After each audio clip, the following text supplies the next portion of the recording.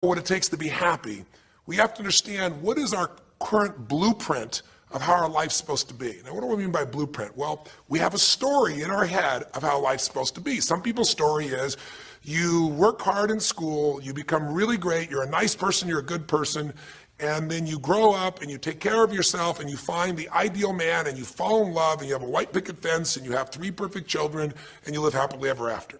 Somebody else's story, the old story was you work really hard in school, you excel in college, you go to work for a big corporation, and you move up through the ranks until you're the president or chairman of the company and you become successful and respected throughout life. These are some old stories. Obviously, the stories that we hear today of what people's lives are supposed to be like are completely diverse. We no longer have these little archetypes, but one archetype still seems to remain. And that archetype is, in order for you to really feel like you're enough, many people believe they have to achieve an enormous amount.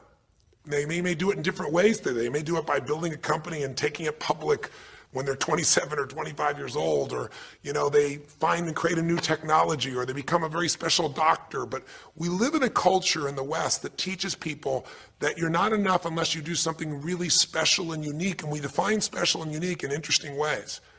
A school teacher is not special and unique. A mother who stays home with her children day and night, sculpting their minds, their bodies, their souls, and their future is not special. We live in a world today where we treat teachers like they're nobody and pay them accordingly, and we wonder why our children seem to have challenges in learning and growing or being engaged in school. When we spend thousands of dollars on some item like a computer, but what we look at overall, we invest in for the teacher and for that person who's the personal connection with them is so small. We live in a society where many women look down and say, well, you're just a housewife, you're just a mother. See, some of the pain we have in our society is not because there's one right or one wrong approach, but because we try to make everybody fit into some particular approach to life. Here's what's going to make you happy or make you unhappy in life. It's real simple. Let's do a quick test. If you're in a situation right now where you look at your life, I know there's an area of your life that you probably feel pretty darn good about. Even if you're not happy with your finances, I bet you feel damn good close to your kids. Or if you're not close to your kids, maybe you don't have any kids, maybe you feel really good about your career. If you're doing not so good in your career, maybe you got a really great body that you've trimmed down or strengthened up, or you really shaped yourself the way you want, muscularly, or in the way you look. Or if that's not happening, maybe you feel a really special connection with God, or really close to your mother or father or your family, whatever. Almost everybody has an area of their life they feel really good about if they're honest, and if they're fair to themselves. What's an area of your life you really feel happy about? I want you to think about it for a moment, truthfully. What's an area in your life today that if you wanted to be happy about it, you really could feel proud about it? You could feel like it's an area you're doing darn well in. And if you're really hard on yourself, there's still an area. What's an area? I want you to think of it right now. And I want you to think of that area, whether it's your body or your finances or your career or your intimate relationship or your relationship with your kids or your relationship with your creator, whatever it is. I want you to think about, why are you happy with that area of your life right now today? Why are you happy with that area of your life right now today? Really think about it. If you were in a seminar with me, I'd have you write this down. And if you can put me on hold here for a second, because I'd like to reveal to you what the formula is for happiness. And if I say there's a formula for happiness and here's what it is, you're going to go, yeah, sure, that's what he says. But if you put down the answer and we can see the formula is real without me telling you what it is, you get to look at your own life and say it matches. You're going to know this is right. So you could stop this right now if you want, put me on hold, and just write down what's an area of your life you're really, really happy about, you're really pleased with, or you could be if you wanted to focus on it. And why are you happy with that part of your life right now? Even if you're not happy with everything, what's the area you're happy with and why? Put me on hold right now, or if you're not going to do that, just think for a moment. Why? Specifically, be real. Why? Now, when I ask this, if you turn me back on now, if I ask this of an audience, I'll have people write this down for a few minutes, and I'll call on people, and I'll say, share with the person next to you first. What are you happy about, and why are you happy in that area? And be specific.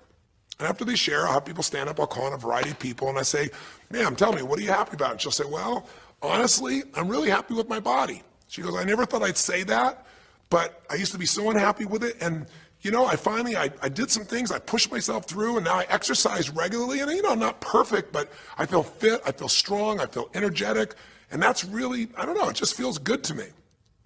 Now, I say to everybody, I'm now going to show you what the formula for happiness is. And it's real simple. I want to reveal it to you so you don't ever forget it. Whenever you're happy with an area of your life, it's because right now, your current life experience, I call it your LC, your life conditions, the conditions of your life conditions in that area match or are equal to your blueprint, your story, your belief about how life should be in that area. So this woman says to me, I'm really happy with my body because it's not perfect. Her blueprint is I don't need to be perfect, but it's so much better than it was. I'm fit and I'm strong and I have this energy.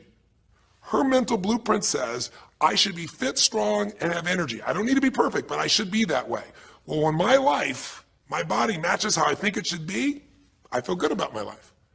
I'll ask somebody else. I'll say, tell me an area you're happy with. Someone else will say, well, I'm really happy with my career. And why? Well, I'm doing better than I even thought I would be. I mean, I'm ahead of the schedule of where I hoped I'd be at this stage. I'm working at this level in this company, and I have these skills and this ability, and it's even better than I thought. Well, once again, listen, this person's happy with this area of their life because their current life conditions in the area called their career are even better than they expected they would be, better than their blueprint, better than their belief of how it should be. If it's really better, you tend to be over the moon. One woman would say, I gotta tell you, I said, I'm the happiest I've ever been in my whole life. How come? She goes, because I have this man in my life and I'm in love with him and he loves me and I can be myself with him. And we have this incredible intimacy and this passion and we want to be with each other all the time and I never get bored with him. Well, what's her blueprint? You want to be with somebody that you can have total intimacy with, somebody who you love and loves you. Those are part of her rules, her beliefs of how it should be. She said, it needs to be, I never want to be with anybody else. I want to be with them every moment. Her blueprint about how life should be and the way she lives, her relationship's even better than she hoped. When it's better than you hope, you're going to be totally excited. So think about this then. What's an area you're not happy with? Let's see if we can find the formula for unhappiness. If the formula for happiness is to be able to meet your expectations or exceed them, that really makes you excited, but to be happy, you gotta at least meet it. It doesn't have to be perfect, but if you generally are meeting what you expect you want from your life in that area, you feel good. Life conditions match blueprint, feel good. So what makes you feel bad? What creates pain, stress, frustration? Real easy way to figure it out. Answer this question. What's an area of your life you're not happy with? I mean, be honest with yourself. And even if your life is great in all kinds of ways, I'm sure there's an area you'd like to improve. Anybody who's honest, if they're doing great in their career, very often they don't take care of their body so much. If they're really focused on their body, very often they find themselves in a position where they're not spending enough time with their kids. Or if they're spending time with their kids, their intimate relationship's not doing so well. Because it's the nature of human beings to focus on areas they feel comfortable with and strong in and give those time. And the areas they don't feel so strong and they go, I don't have time for it. What they're really saying is, I don't feel very competent in that area. So what's an area of your life that you are not as happy with? I mean, it's healthy, honestly, to look at areas and say, I don't like it, I want more. This whole concept of a breakthrough is about how do I close the gap between where I am right now and where I want to be. That's what we're here to do. It's like, here's where I want to be, here's where I am. It's healthy to see there's a gap. That makes me have this hunger, this drive to grow, to feel alive, to expand as a human being. So what's an area you're not pleased with? Is it your body? Is it your finances? Is it your career? Is it your spiritual life or lack thereof in terms of feeling connected in that area? Is it your kids? Right? What's the area? What's the area that's not where you want it to be? And then answer for a moment, why aren't you happy with that area of your life right now? Why specifically today are you not happy with that area of your life at this stage of your time of your life? Again, you can stop this and write it down. Might be useful for you. Or if you're going to keep it running, you can stop it and you'll turn it right back on and I'll kick into it. Do that now. Or if you kept it running, then I'll give you what happens. I have people write this down and they don't like this exercise so much. Well, I don't like my body, or I don't like my finances, I don't like my career, I don't like the person I'm in a relationship with, I don't like myself the way I'm in relationships. Why? And they write it all down. Have people share back and forth. I call on people, and the lesson's pretty clear. I tell people in advance, here's the formula for unhappiness. I'll show you before you do anything else. When your life conditions, the way you're living your life today, does not match, it doesn't equal your blueprint, your story of how it's supposed to be, then you're going to have disappointment, frustration, or pain.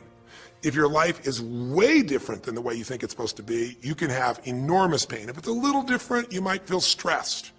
Make sense? So people stand up and they say, tell me, what's the area you're not happy with? And the person says, well, I'm really not happy with my finances. And I go, why? And they say, because I'm doing worse now than I was 5 years ago. I made mistakes in the market, and at this stage of my life, I should have this much money, and I don't have it, and I don't know how to change it, and it's making me crazy. And why are they crazy? You say, well, because they don't have their economic needs met. No, you can not have your economic needs met, and you can still be okay, but when you have an idea, this is what my need is, and I did the wrong thing, my life doesn't match how I'm supposed to be, that's when people get a little crazy. See, think about it. If you grew up taking care of folding your own clothes, making your own meals, going to the store, doing the grocery shopping, cleaning the bedroom, cleaning the house, vacuuming, taking out the trash, and you did that your whole life, then if you have to do that later on, you don't feel like you have economic pain because you don't have a maid. But if you grew up in an environment where everything was done for you, you never have to work, and now suddenly you have to work incredibly hard to just pay enough money to pay your bills, and all of a sudden food is building up and the house is dirty and your clothes aren't folded and nothing matches, you might find yourself really angry and frustrated because you have a different story about how life's supposed to be than how it is. Someone else will say, well, I'll tell you why, because I'm in a situation now where, I'm 30 pounds heavier than I should be. Should be is the key word. There are people in all cultures who love being big. There are people that will walk around and someone else might think they're massively overweight, but they're going, I own this, honey, and they really, truly, they match their blueprint. Big is beautiful, because their idea is big is beautiful. I'm big, that's beautiful, matches my blueprint. Rock and roll, I'm happy as can be. Somebody else can look like a twig and be stressed out saying, I hate my body, because their blueprint says I should be the skinniest thing on earth, and I'm not skinny enough. Am I making sense? When your life conditions don't match your blueprint, you're going to have pain. But here's when you suffer. When I ask people, who here has been through the dark night of the soul? Who's been here in a situation where you feel like life isn't worth living, or we feel like a pain that just will never go away? And a lot of people write down those experiences, like Joaquin. So you'll begin to understand what the issue is I'm talking about here. Joaquin, if you recall, was in a situation where this man felt like there was no reason to live. He couldn't work, he couldn't do anything, his life was worthless. Why did he think that? Because he had a blueprint. And his blueprint said, I need to be an NBA basketball player, at least a professional basketball player. I need to be able to make money and have this great lifestyle, because that's what makes me worthwhile as a human being. That's what makes my family respect me. My mother, my uncles, my aunts. I'm the successful one in the family, and I make the money. I support everybody. He's a good man. He didn't come just to be successful. He took care of his mother, his family. He tried to be an inspiration for people. Joaquin Hawkins is a man who was always going out on his free time and training kids and showing them the pathway to freedom, how they could play basketball and get free like he did and get out of the inner city. So this man was not a selfish man, but he knew this is the way to be worthwhile. This is the way to be able to give to people. This is the way to take care of your family. And all of a sudden, one night, what happened? That way was taken from him. He has a stroke. And in the middle of the night, his life conditions make it impossible to be who he has to be, or he feels like he's worthless. You get it? We have an identity. We have a story of how we're supposed to be. And if life somehow gets in the way of that story, we feel pain. But if we feel we have no control, that's when we go into suffering. See, it's one thing to say my life doesn't match my blueprint, I got to lose weight. That might stress you out. Or my life doesn't match my blueprint, I'm not in a relationship, I got to get in one. That might motivate you even. You might not like it, but you're going to find a way to get in one. Or my career doesn't match how I should be, you could change it. But when you start believing that your life doesn't match your blueprint and you have no control to change it, you're helpless, that's when people suffer. And so this week, for your breakthrough, it's a chance for you to start to take a look at your blueprint anywhere you're really having pain. Hey, look, if you're doing great in some area of your life, celebrate it, of course, and I'm sure there are many areas you are. But life is really a series of growth spurts. I mean, two things in life make you feel alive: growing and giving. And what's really wonderful about this man, Joaquin, is he was constantly growing, trying to get better, trying to be a better teammate, a better basketball player. Think about it. When he didn't make the teams and he didn't make the NBA, he didn't give up. He worked even harder. The guy was always striving to become something.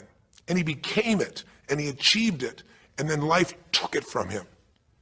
Isn't that the common denominator with so many of the people in the stories of this 6-part series that you saw, these 6 specials? I mean, Frank and Kristen had a blueprint of what life was supposed to be about. We're supposed to get married and have children, and we're going to have our own business. And all of a sudden, life doesn't match the blueprint. And suddenly, there's depression. Because in their case, they said there's nothing we could do. But they were wrong. They were wrong because they discovered, and Frank discovered, I can make a difference in my wife. The chair, even though I didn't create this and didn't ask for it, this chair does not define me. I can become more than I was before. I can have the impact with my wife. I can have children. We had to change his blueprint because we couldn't change all the conditions of his life. Does that make sense? I couldn't get him to physically walk again. Maybe someday he will, but we can't count on that. What we got to count on is that he can be fulfilled by seeing he isn't helpless. And I did that through a series of experiences that violated what he thought he couldn't do. The same thing was true with almost every one of the people we worked with at some level. And in Joaquin's example, it was also true. Joaquin said, well, I can't ever have this quality of life again because I'm not a professional basketball player. And he was locked into that mindset, and all of us get locked at times. But to his credit, to a system of steps, we were able to break him out of that. We were able to get him to see that he isn't helpless. Because here's your choice. Watch this now. If you're suffering, if you're in pain, your life doesn't match how you think it should be, and you think you're helpless to change it, now you have only 3 choices. Choice 1, blame something. And that's what Joaquin did, if you recall. He blamed his coach. He blamed what happened to him. And of course, these things were outside his control. But he blamed his coach. And a big part of the healing, if you watch this session, was bringing his coach in and getting him to see, hey, you know what, all that anger, all that resentment inside of you, Joaquin, A, it's not based on the truth, and B, like Nelson Mandela said, you know, having resentment in your soul is like drinking poison and hoping that your enemy will die. It doesn't work that way. And when Joaquin was able to break out, his breakthrough was a change in perception, to realize this coach wasn't stopping me. I just felt like I lost everything, and so I don't know how to change it, so I'm looking for something to be mad about, someone to blame, so I don't have to blame myself, or I don't have to feel so helpless. Because when you're angry, you don't feel so helpless. You feel strong for the moment, even though it's a fake strength. When he was able to make that breakthrough, he could stop blaming. Because these are your 3 choices. When life doesn't match how you think it should be, blame something. An event, someone else, or yourself. As we talked about earlier in this series, blame games just destroy you. There's no progress when you blame. For the moment, you feel okay, but nothing changes. What are your real choices? You only have 2 choices in life. If life doesn't match your blueprint, you either have to change your life. That is, you got to say, you know what, my body isn't there, I'm going to go work out. My relationship isn't there, I'm going to change it. You know, I'm not making what I got to make. I'm going to retool. I'm going to get a new skill. I'm going to go back to school. I'm going to start a business. I'm going to do something. You have to do something to change your life. Or, in order for you to be happy, if you can't change your life, you're going to have to change your blueprint. Usually in life, it requires a little bit of each. Does that make sense? And if you change your life and change your blueprint, you can have an extraordinary life. And what you witnessed this man do was, once he let go of his anger and his denial, once he started to look at things, he began to find, by spending time with his family, that he was worthwhile being loved whether he played basketball or not. Of course, he'd love to play basketball, but professional basketball was no longer a part of it. And we got to get Joaquin to shift that.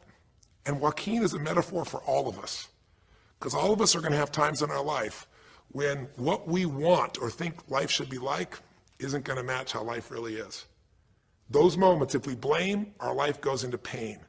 If we change, we can change our life and match our blueprint. But we have to also know when it's not within our control. And that's how we're able to make a shift and change what our story is for our life, what our expectations are, not by lowering them, but by changing what that model really is. I hope this makes sense to you. I'll give you a great example. Years ago, I do a lot of work with business people, celebrities, people of all kinds of walks of life. And I was dealing with a group of people, and they knew a very, very powerful celebrity.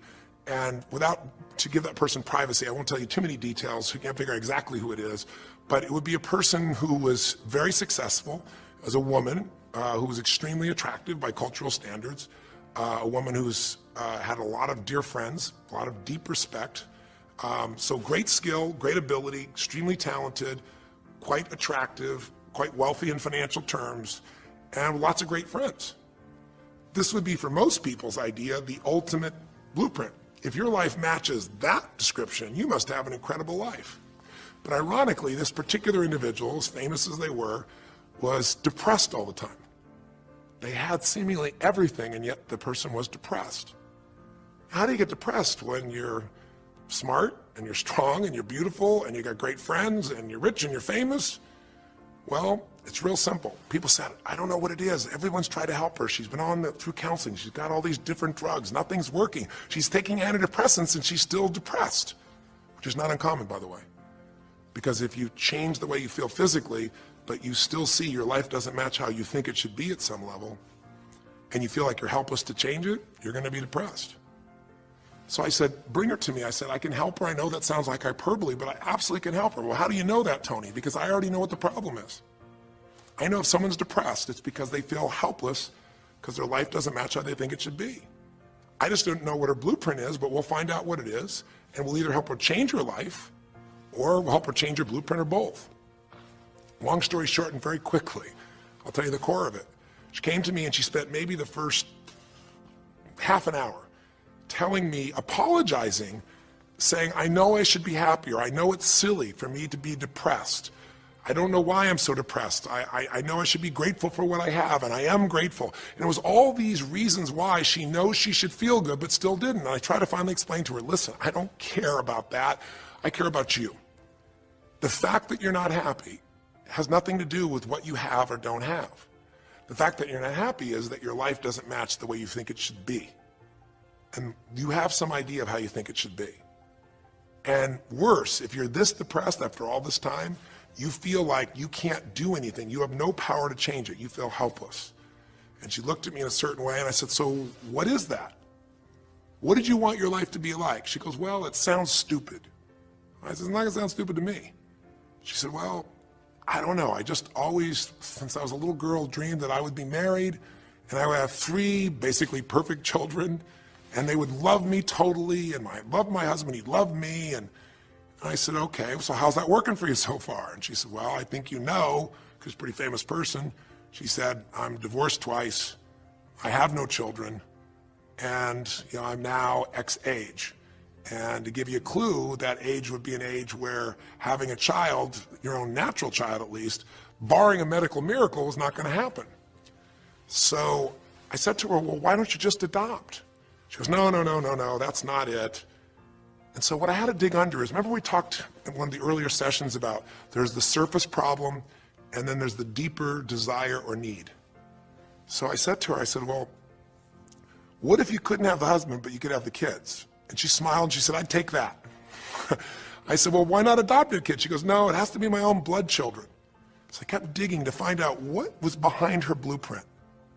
Because your blueprint is just a projection of what you think you need to be happy. But as human beings, we're notoriously ineffective at knowing it's going to make us happy. So much that we think we're going to make us happy, we get there and we go, is this all there is? So many things that we think are going to make us miserable and we can never deal with, we go through it and we can handle it. We're not good at projecting these things. All kinds of studies will show this. So I said to her, well, what are you hoping to get from these 3 children? Why do they have to be your blood children? And she finally said, well, if they're my blood children, I know they'll always love me. They'll never leave me. What was she looking for? Unconditional love. She had this big blueprint that said, White House, picket fence, 3 children, perfect husband, all these different things. But what was behind that was a need to feel like she could have love that would be certain and wouldn't go away. So I can help her meet that need. So I said to her, I said, well, maybe one reason you don't have a husband is because every time you look at one, you're trying to figure out if he's going to get you those 3 kids in time and how that's going to happen. And maybe he feels a little stressed when you're looking at him this way because he can feel what's going on behind your bed, even if he doesn't know what the words are. And she started to laugh. She goes, I guess I've probably been that way a good portion of my life. And she goes, people wonder, why I'm so uptight. I said, you're uptight because you felt like you're running out of time trying to meet some picture. But I said, all you really want is love. I said, don't you have a lot of love in your life? Tell me about your friends. And gradually, I got her to start seeing this love that she was trying to get was already here. It didn't match the picture. Maybe we could paint a new picture of what life could really be like and make sure that picture met her deepest needs. That's basically what we did with Joaquin. Joaquin wanted to be a professional basketball player because he loved basketball, yes, but also because he wanted to be that man who was a leader. He wanted to be a man who was the good man. He wanted to be the one who brought energy to people. He wanted to be the man people would look up to. He wanted to be the man who could take care of his family in style, all of his family, not just his daughters and his wife, but other people as well. Underneath it all, he wanted to know that he mattered. And through the process that you saw in this show, he began to find out that he didn't need to be angry at the world, that yes, his blueprint was taken from him, but his soul and his ability to be a special human being that could touch other people was not taken from him.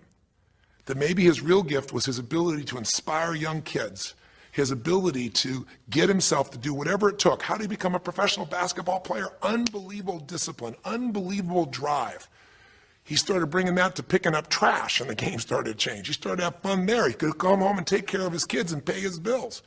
That doesn't solve everything, but it gives him a way to suddenly regain himself. When he sat around with all of his family, and you saw part of those scenes, and if you watch little areas of browsing this week, you'll see some more scenes from his family where you see him beginning to realize they love me whether I'm rich or poor. They love me whether I'm a professional basketball player or not. They love me. That's what he was really after. And when he got that, it allowed him to let go and say, I can do other things. That doesn't mean he won't have challenges. We're all going to have challenges in our life. It doesn't mean that at times he won't wish he's doing more, but he's no longer stuck. He's broken through because he now knows I have control. I can change my life or I can change my blueprint. And when I do, I can fulfill it. I can start to feel that aliveness. Now here's the trap. What do you think happens once you fulfill your blueprint regularly? Once you figure out how to do what you always dreamed of? You always dreamed to live a certain way, and now you're living that way every day. Well, the human nervous system, the human spirit needs to grow. So pretty soon you'll get bored with that, and you'll come up with a new blueprint. That's part of life that's exciting. See, if you and I from this day forward are going to be happy, just remember what we've said. It takes two things: grow and give. A meaningful life comes from growing, that sense of progress, and it comes from having life not just be about me, but about we, doing something that makes me feel connected to other people besides myself. That growth, that sense of contribution fills a deep spiritual need that we all have. If you are unhappy in your life, you got three choices, really two. Blame, that's not a choice, it's not going to work. Don't blame someone else, don't blame the event, don't blame yourself. Just figure out what you're going to do to change your life. That's my specialty. If you like my coaching or my team's coaching, come visit with us. Come to an event. Come get a coach. Come through a program, and we'll guide you through it more than just a few minutes like this, and we'll do it directly, in an environment that'll shift you. Or change your blueprint. You're going to have to rewire what's going on inside, and that's what we focus on as well. So I hope this journey has been an interesting one for you. I hope it's opened up your eyes to what it takes to go from where you are to where you want to be. It takes changing your emotional pattern. It takes bringing presence to your life. It takes realizing you have no problems compared to somebody else and putting your life in perspective. It takes the ability to deal with those extreme stresses that happen in your life by questioning your limiting beliefs. And again, we'd love to coach you and show you how to change those in a permanent way where it happens automatically, just like lifting weights so often until the muscle's always there and you find yourself able to follow through. It takes for you to be able to figure out how to deal with crisis and how to turn it around. It takes facing your fear. It takes pushing yourself through what used to stop you. It takes putting yourself in a position where you connect to what's more important than just yourself, what you value than just yourself. And it takes, I think in this case also, the ability to realize that no matter what happens to you, you're more than that moment. You're more than the story you think you're supposed to be. And that even when you're not matching what you think you need to be, maybe there's a reason for that. Maybe you're having to find a different part of yourself that's going to fulfill you at a much deeper level. Sometimes failing to get your goal gives you your destiny. I can't tell you how many people I've known over the years who had an idea of what they thought their life was supposed to be like, and they didn't achieve it, and they felt miserable and upset and frustrated, and one day an opening happened, and they went, oh my God, thank God that didn't happen. I think it's Garth Brooks had a great song, And it's a song about when he was in high school and he was in love with this girl, infatuated with her. And she didn't even know that he existed. And he prayed to God every day that she would notice him, that she would fall in love with him.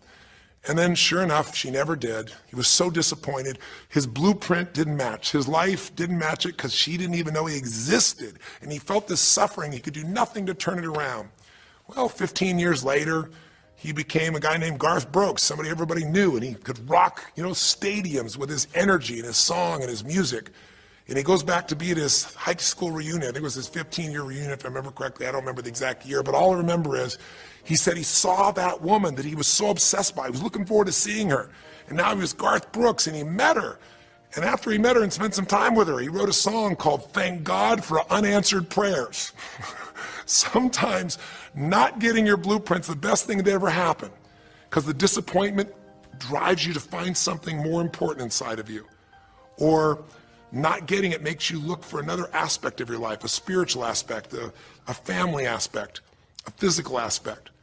If you can just trust that life doesn't happen to you, it happens for you, then you can find in any situation a benefit that can take your life to the next level. I don't care if you're Frank and Kristen. I don't care if you're, Mandy and Scott. I don't care if you're Joaquin and Kim. Every one of us in our life is going to face situations where it feels like we have total trauma, something that's been taken from us. The real question is, what are you going to do with it? Some people just live in their story of what they don't have, and they have the right to do that. If Frank and Kristen lived in pain and felt bad, we'd all say they have the right to do it. It's the difference between what you have the right to do and what you deserve to give yourself and others. We have the ability to transcend whatever happens to us. There's something called post-traumatic growth. Very few people know about it. Two people go through the same stress. One's destroyed, the other grows. What's the difference? The people that grow will not give up. They don't have any excuses. They find the way to break through whatever it takes. And when they do, three things happen. Number one, they realize who they really are and what they're capable of. They realize they're so much stronger than they thought they were. And number two, they deepen all their relationships. You want to know who really cares about you, who you love and who loves you? Go through some tragedy, go through some hard times. All your Facebook friends go away. Your real friends, your real family shows up for you, and you show up for them, and it deepens your relationships. And the third thing happens, if you can push yourself through and break through whatever challenges life gives you, is each time you have a breakthrough, you get stronger. And it almost like builds a psychological immunity in you, where suddenly, all of a sudden, it's like stuff happens, stuff's gonna happen, and you're not scared of it anymore. Because after you've been through a stroke, after you've been through, losing the use of some of your body, your senses, after you lose a family member, and you break through to that, you get to the other side, it's like, give me your best shot, life. It's almost like there's this psychological immunity that says, I'm ready for whatever life will give me. I don't want challenges, but if they're here, I know I can handle them. That strength of spirit is what creates a sense of freedom and joy in life. And that strength of spirit basically comes from living a life where you are constantly and never-ending thinking a way to improve yourself and to help others. That's my mission. And if we can serve you again in the future, I hope you'll check us out.